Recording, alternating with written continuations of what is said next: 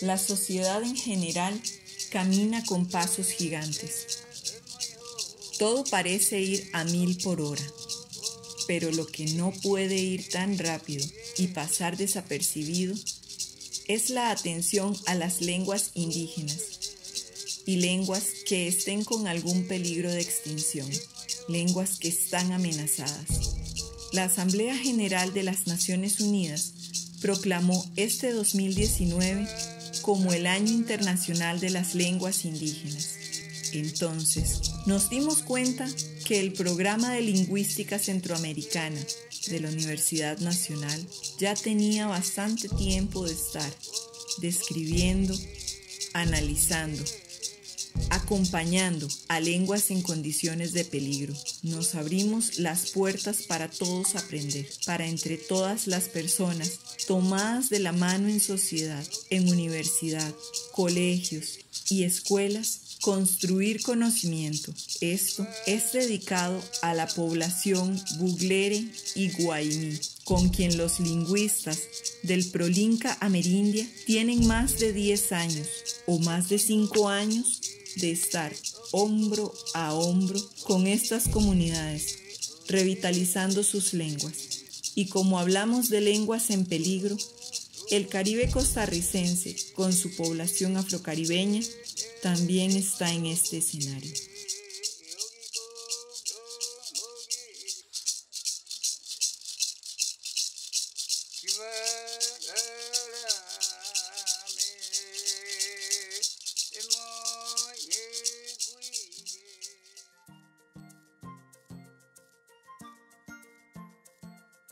Las lenguas se pueden clasificar de muchas maneras según los parámetros que uno escoja. Uno de los más comunes es de las relaciones gramaticales, o la manera en que la lengua organiza las relaciones gramaticales. Y normalmente se habla de lenguas ergativas, lenguas acusativas, en su momento también se habló de lenguas tipo activo no activo. Y a mí me llamó la atención que en los años 80 salieron unas publicaciones en la Universidad de Costa Rica donde se hablaba de una lengua llamada Bocotá de Chiriquí y que se decía que era activo no activo. Como eso es en aquel momento eso se pensaba que era algo poco común, me llamó la atención y con eso inicié luego de volver al país, después de muchos años, me interesé por esa lengua. Lo primero que descubrí era que no se llamaba Bocotá de Chiriquí, sino que tenía muchos nombres, y es una situación relacionada con la historia de este grupo étnico. Se les conocía como guaymí sabaneros, se les conocía como Bocotá de Chiriquí, pero ellos mismos se asumen como bugleres, o la lengua como bugleres, y ellos se autodenominan bugleres. Luego, con los estudios pude comprobar que no se trataba de ningún tipo de lengua activo o no activo, ni mucho menos ergativa, sino que es una lengua acusativa actual. Y así como fui descubriendo lo de la lengua, y también luego cuando inició el proyecto de la lengua de la gramática del guaymí, fue haciendo evidente que son lenguas que, si bien es cierto, guardan una similitud en muchos aspectos, en especial en el estructural y en la manera en que evolucionaron sus estructuras, porque son lenguas emparentadas, también quedó demasiado evidente que se trataba de resultado de una convivencia más allá de la que normalmente estamos acostumbrados cuando dos lenguas están en contacto, por decir el inglés y el español en Estados Unidos, o el portugués y el español en Sudamérica, sino que era algo que iba más allá de eso. Y entonces, conforme se va haciendo el estudio lingüístico, uno también va adentrándose en aspectos culturales, y fue donde se hizo evidente que hay una relación muy asimétrica cultural entre los guaymíes y los buglés. Hay una especie de dominación cultural de los guaymíes sobre los buglés. Por ejemplo, cuando los matrimonios se dan matrimonios cruzados, si el hombre es guaymí y la mujer es buglé, se habla guaymí en la casa. Si la mujer es guaymí y el hombre es buglé, se habla guaymí en la casa. Entonces es un bilingüismo unidireccional, hay una relación asimétrica. Explicaciones que se dan vernáculas es que las mujeres guaymíes, las mujeres buglés prefieren a los hombres guaymíes porque son más altos y más fuertes que los buglés, ¿no? Esa es una explicación entonces que ellos mismos dan.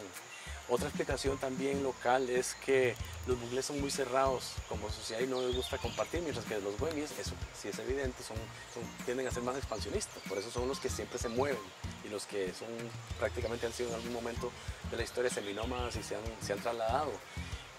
Lo cierto del caso es que no es del todo cierto que sea una sociedad cerrada porque no manejan el código como si fuera un código secreto, como pasa por ejemplo ahorita con el criollo limorense, donde la poca población que hay hablante de esa lengua la utiliza como un código secreto para que otro no entienda. El buglé, perdón, por el otro lado lo que es más bien lo que muestra un poco de inseguridad lingüística. Se sienten más cómodos inclusive abrazando la lengua guaymi. Lo cierto del caso es que no es una sociedad cerrada, son asequibles como los mismos guaymíes.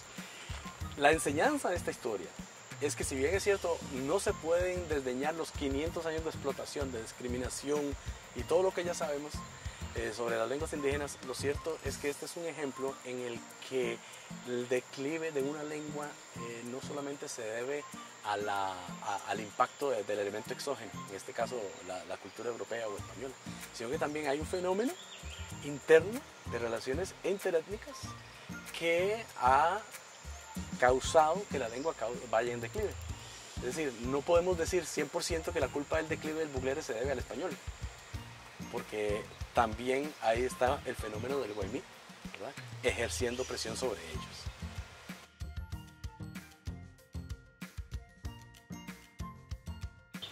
La situación de contacto de estas dos lenguas ha generado confusiones de varios tipos. La más clara es que la gente tiende a hablar de la comunidad Nove Buglé. Eso es un nombre que existe y que en todos lados se escucha, tanto en Panamá como en Costa Rica.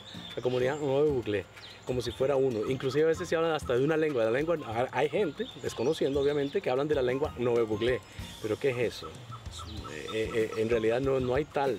De hecho, los buglés, precisamente por ese proceso de asimilación cultural con los guaymíes, inclusive no son percibidos por mucha gente como si fuera un grupo étnico con su propia lengua. En el censo del 2000, por ejemplo, en Costa Rica no aparecen como grupo costarricense. Lo que ocurre es que son dos lenguas, dos grupos étnicos. De hecho, poco a poco se ha ido visibilizando al buglere, al punto que ya ahora sí, en materia de enseñanza de lengua indígena, el Ministerio de Educación ya los ha reconocido y hay una maestra de lengua buglere acá en la comunidad de La Casona. También existe obviamente el maestro de lengua guaymí. Entonces, no es que es un grupo Nove Buglé, es que son dos grupos que coexisten, que tienen una relación tan íntima que son percibidos como una unidad por fuera. Otra confusión que existe con respecto en este caso a la lengua guaymí es con el nombre, porque ahora que se ha puesto de moda la corrección política, el remordimiento histórico por la explotación de los indígenas, el paternalismo que eso crea, se ha ido al otro extremo. Ha surgido gente que es más papista que el Papa y empiezan a llamarle los nombres, a darle los nombres a la lengua respectiva cuando están hablando su propio idioma. Es como si yo, por ejemplo, en español dijera que voy a clases de inglés, en vez de decir que voy a clases de inglés, voy a clases de English. O que diga, no entiendo el Deutsch porque es muy difícil de entender, refiriéndome al alemán. Yo uso la palabra española para referirme al alemán y para referirme al inglés. Lo mismo no tiene por qué ser diferente con las lenguas indígenas. La lengua y el grupo étnico históricamente se denominó guaymí. Hay una razón para ella, que es que el grupo buglé a los guaymíes les dicen guami. Entonces a la hora del contacto pues el grupo fue referido como guami y por las evoluciones y adaptaciones al español pues de guami tenemos guaymí. Pero eso no es ni ofensivo ni tiene por qué serlo. Y tampoco tiene por qué decirse el nombre de la lengua guaymí. En guaymí es un obere, pero yo no tengo por qué decir que yo voy a estudiar en obere porque estaría incurriendo en un cambio de código. Yo estudio el guaymí porque esa es la lengua que yo tengo.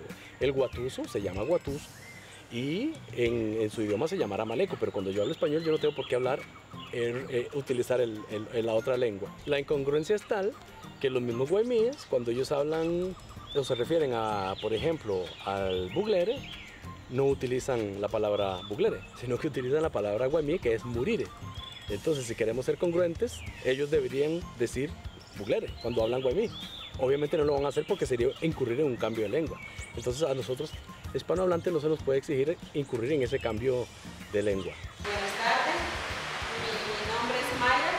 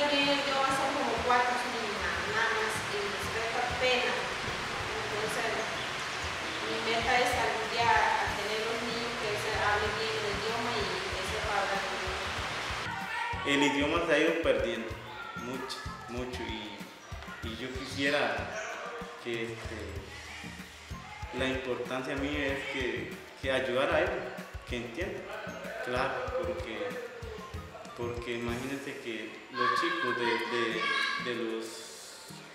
de primer grado, segundo grado y tercer grado, o sea, mejor dicho que no saben. Entonces esa es la importancia mía de ayudarlos más.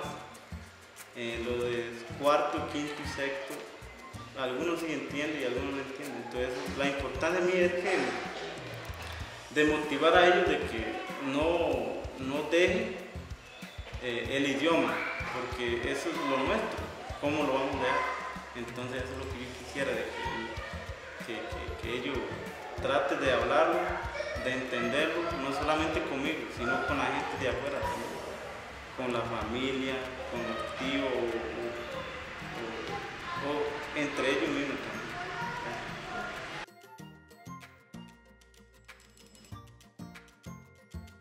Revitalización como tal es el proceso por el cual esas lenguas en desplazamiento, en amenaza o en vulnerabilidad se vuelven a utilizar, no solamente en el contexto propio del pueblo, sino también en otros contextos.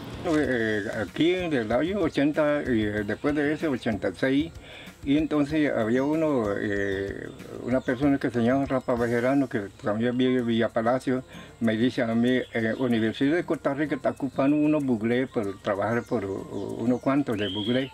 Entonces me dice, entonces si me animaba, entonces yo dije que sí, porque yo hablaba en buglés y entonces me fui allá. Estaba trabajando con Enrique y Margeri, una gente y no sé, de Chile, yo creo. Entonces con eso estaba trabajando, entonces yo me aburrí, porque allí uno vive como preso, ahí cerrado, ahí. No me gustó nada, trabajé nada más 2 años, y entonces me gustaba más ambiente, en la comunidad, uno anda libre, ¿no? No es como ciudad, porque hay mucha gente malo, puede hacer daño a uno.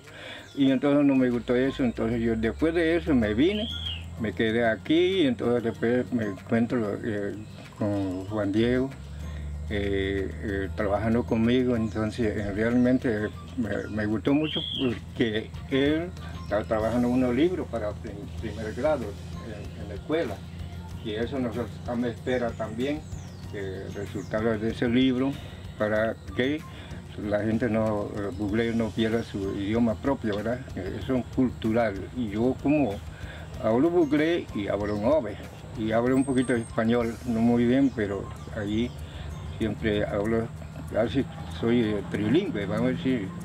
Y entonces, y todo eso, ¿verdad? Que trabajamos con Juan Diego, y bueno, hasta esta altura, ¿verdad? Sí.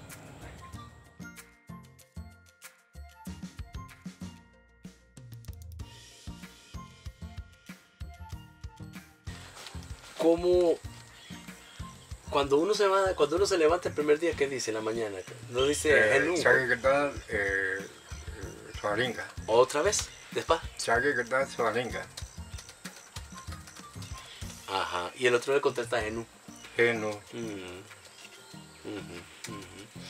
Y la otra es, cuate es una vez. Cuate es una vez. Pero si fuera hombre sería Juan Blale. Juan Blale. No se puede decir, no se Blale cuate. Sí, no. Nueva. Sí, ¿cuál es Blale? No, Blale cuate no. Sí, Blale cuate no, eso una vez con rompe. ¿Qué, notico? Ok. Ahora cuente usted una primera parte de la historia de los cangrejos. Ah, del cangrejo. Español. No, claro. Bueno. Bodrega que me hable me soleve hongni. De mintazo para canal de cuello hige de que no me soleve.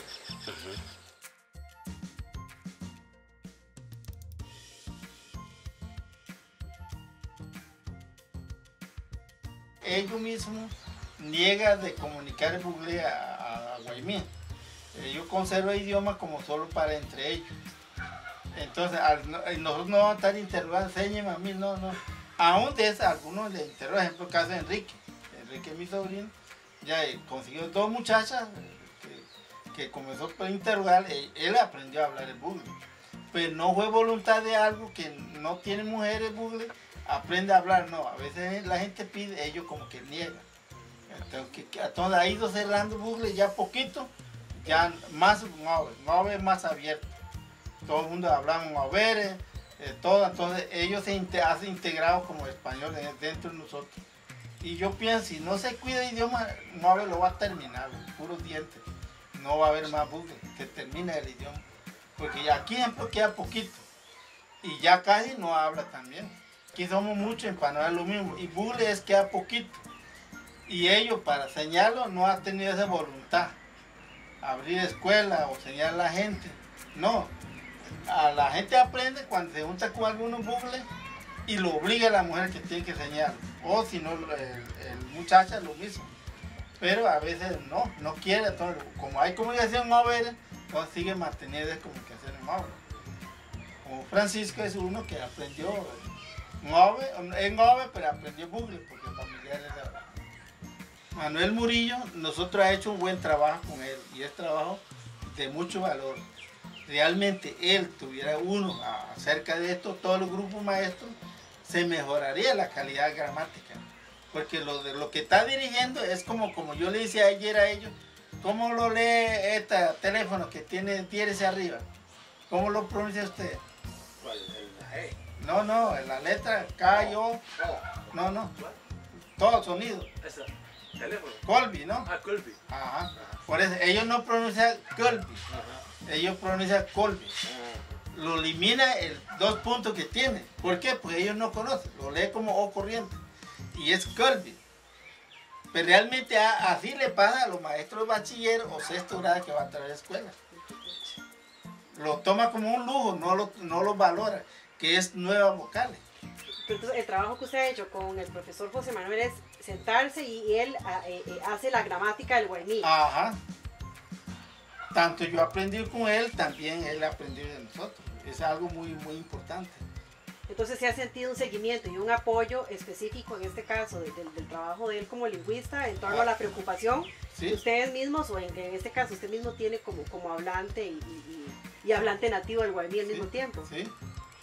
No, se ha hecho un trabajo bonito y ojalá que él fuera un maestro de aquí.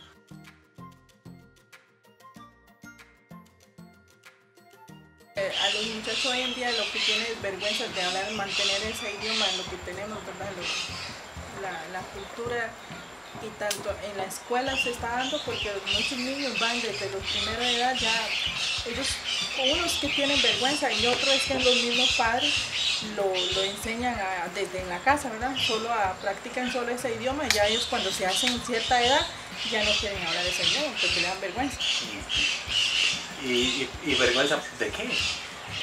Porque yo he escuchado a algunos niños que dicen que vergüenza de ellos de sentir, ¿verdad? De hablar ese idioma. Entonces, eso es lo que yo he escuchado a algunos niños, muchachos, ¿verdad? Aquí, como ustedes vieron, aquí se da idioma, los 2 idiomas, Muri y Novi, también se da inglés. Entonces, y la población que aquí tenemos, si atiende, son 100, ahorita tenemos 165 estudiantes. Tenemos 50 en transición materna y el otro grupito que el resto está en primero y segundo ciclo, desde primero a sexto. Entonces, bueno, aquí el asunto aquí, bueno, aquí les tenemos transporte. Es una escuela técnica donde yo les he sacado transporte y tienen muchas facilidades, pero sí, la vulnerabilidad es por el sistema de ellos.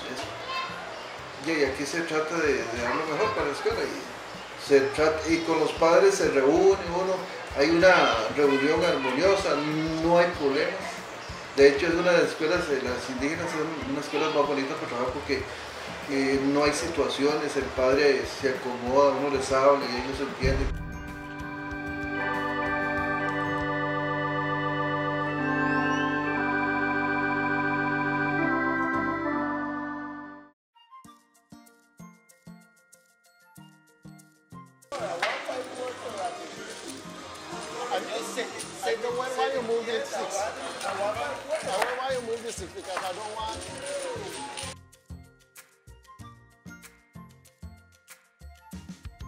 Cuando hablamos de criollo o criol en inglés o lenguas crioles, como a veces lo llaman en Nicaragua, por ejemplo, nos referimos a esas lenguas que surgen tras el contacto de lenguas. Entonces, cuando dos lenguas entran en contacto, dos o más lenguas entran en contacto, hay varias posibilidades. Una de ellas, tras la que se originan los criollos del Caribe, es que una lengua se mezcle con la otra, pero de una manera sistemática.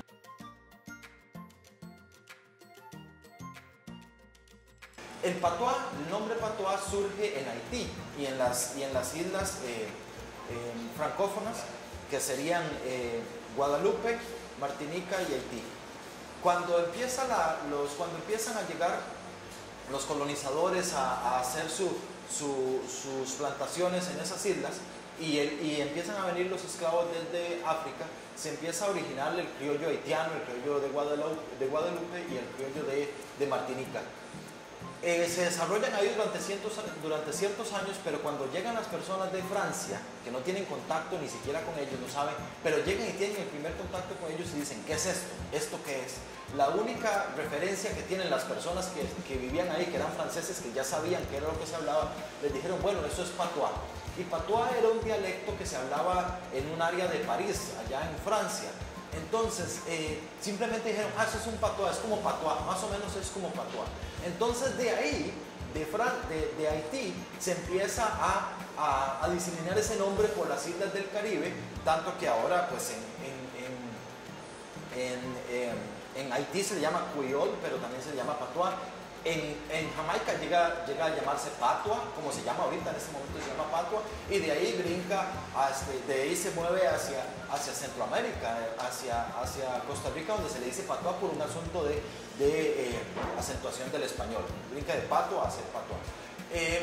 Más allá del nombre, lo que nos interesa a nosotros... Más allá de si es apropiado o no. Más allá de si es apropiado o no, llamarle mecatelio, que eso fue acuñado por un lingüista, trash, que refleja precisamente lo que la gente piensa de la lengua. Trash contra inglés, que se le dice proper. Más allá de broken English, flat English, que son estereotipos, más allá de llamarle limón criol, como le llamamos nosotros en la propia lengua, más allá de llamarle criollo limonense, lo que nos interesa a nosotros desde el programa, lo que nos interesa a nosotros es la revitalización de la misma. Al fin y al cabo la gente le va a llamar como guste, pero lo que nos interesa es que se identifique que es una lengua criolla aparte del inglés, que no es una lengua, que no es una variación del inglés, sino que es una lengua en sí, tiene su propia gramática, tiene sus propias estructuras y ese es nuestro primer objetivo. Este trabajo del alfabeto, como dije anteriormente, es un esfuerzo por revitalizar la lengua. Empezamos en el 2010 con ese trabajo, con dos talleres. En esos talleres se le consultó a la población de qué forma querían escribir su propia lengua. Nosotros traíamos una propuesta para el pueblo limonense. En ese caso lo que hicimos fue decirles, bueno, traemos esta propuesta, ¿qué les parece? Fue una interacción muy provechosa porque los hablantes mismos, las personas que asistieron, ¿verdad? Simplemente ellos dijeron, ok, queremos escribirlo de esta forma. Después de eso vino el proceso de edición, de ilustración, y ese alfabeto se publica en el año 2018, en agosto. El alfabeto comprende una explicación al principio de lo que es una lengua criolla, precisamente de lo que estamos hablando acá, algunas características propias de las lenguas criolles y del criollo limonense. Seguidamente tenemos la segunda parte, donde es el alfabeto, en el que ilustramos cada una de las letras con tres diferentes imágenes, con una palabra en posición inicial, una en posición media y una en posición final de cada una de las letras. Y por último tenemos una historia y una canción escritas en criol de autores netamente limonenses, como lo son la profesora Luisa Hutchinson, que nos cuenta una historia de Anansi, y Breda Taiga, y también tenemos una producción de Mike Joseph, que es Years on Me Band, que es una canción en la que se nombra el nombre que le damos a la lengua como criol. Entonces, básicamente lo que queremos es que la gente explore, que se atreva a escribir en criol, que explore esos nuevos dominios que hacen falta y que pues ojalá sea una herramienta de uso sencillo. Eso es lo único que quisimos, hacer una herramienta de uso sencillo para que las personas puedan escribir en su lengua sin mayor complicación.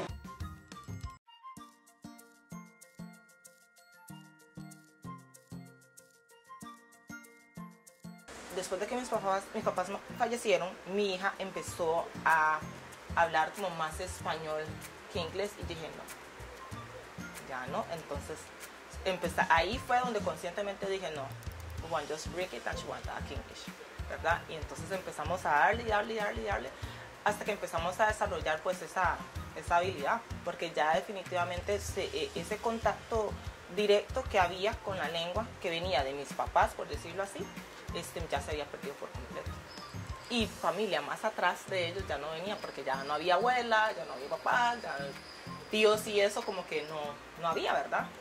Entonces ya era como muy decisión personal, sí, pero ya obligación mía en realidad de hacerlo. Porque digamos, ella sí entendía todo, pero entonces yo le decía, Alia, ¿cuándo bring a glass of water for me, no? ¿Cuándo? Ahorita. Alia, go shop.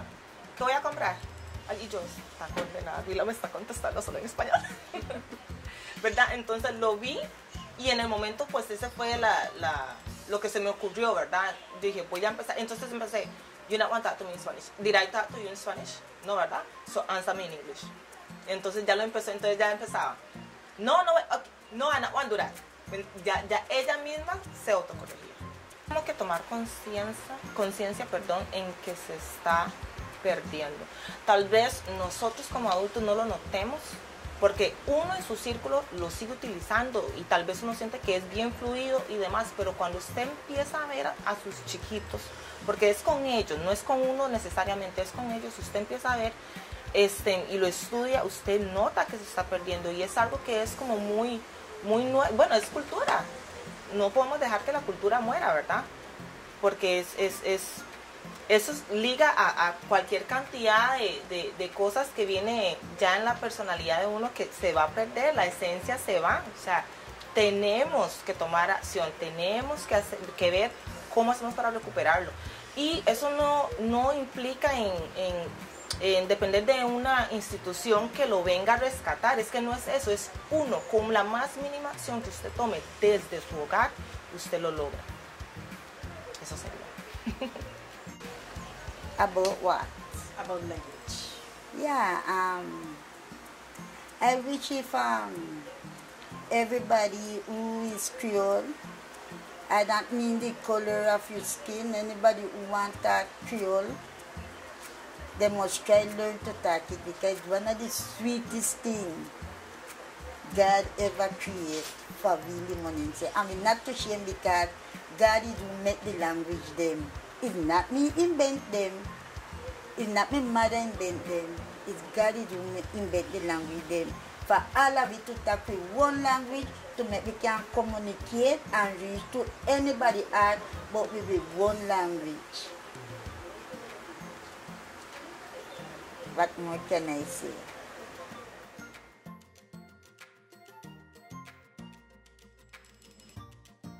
Los idiomas ahora son oportunidades. Yo hablo español, yo hablo inglés, estándar, y hablo creol. Yo tengo plus. Yo tengo plus. Pero entonces uno decía, es que usted habla el inglés de Limón, ¿verdad? ¿Sí? Y también hablo estándar, y hablo español. ¿Y vos cuántos hablas? ¿Me entendés? Entonces empezar a verlo desde ahí, desde la oportunidad que representa el saber hablar más de un idioma. Somos una comunidad muy comprometida con ese lugar.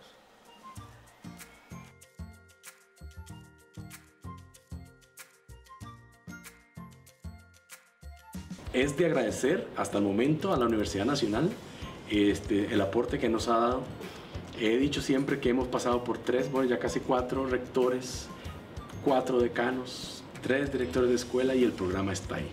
El apoyo institucional ha sido encomiable y eso nos ha permitido pasar o atender otra dimensión del programa, que es la dimensión internacional.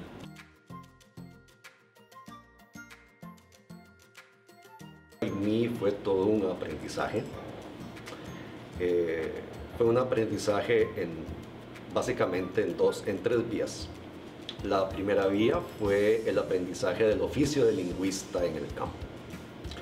La segunda vía es la de el reforzamiento del conocimiento teórico y metodológico del lingüista. Y en tercer lugar, el aprendizaje de la otredad.